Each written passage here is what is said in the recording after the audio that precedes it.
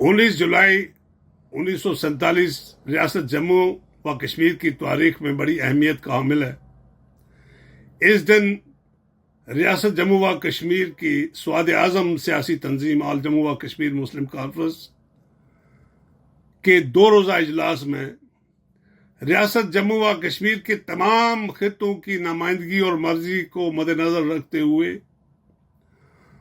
ہندوستان اور پاکستان کی آزادی کی تحریک کو مد نظر رکھتے ہوئے بننے والے پاکستان کے ساتھ الحاق کرنے کا فیصلہ کیا۔ یہ فیصلہ مذہب، جغرافی، بزنس، ایجوکیشن، کلچر اور زمینی راستوں کی بنیاد پر کیا گیا، اور اس کے بعد جب ہندوستان نے اپنا کیس یونائٹڈ نیشن میں داخل کیا مہاراجہ کے عارضی الحاق کو لے کر، تو اس الحاق کو اسی قرارداد کی بنیاد پر ریجیکٹ کیا گیا، اور یہ قرارداد اس وقت پاکستان کی طرف سے پیش کی گئی ہندوستان کے کیس کے جواب میں۔ تو میں سمجھتا ہوں کہ یونائٹڈ نیشن کی جتنی بھی قراردادیں ہیں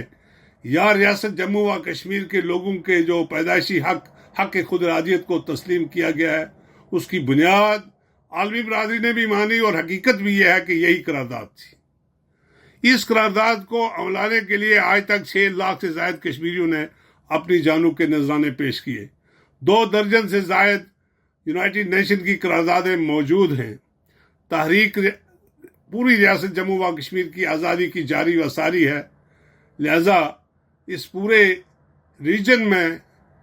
امن کے قیام کے لیے، ترقی اور خوشحالی کے لیے ہندوستان، پاکستان، چائنا اور پورے ریجن کے لیے یہ لازمی ہے کہ مسئلے کشمیر کو فی الفور انہی قراردادوں کی روشنی میں حل کیا جائے، جس کے لیے اس وقت ریاست جموں و کشمیر میں تحریک جاری و ساری ہے۔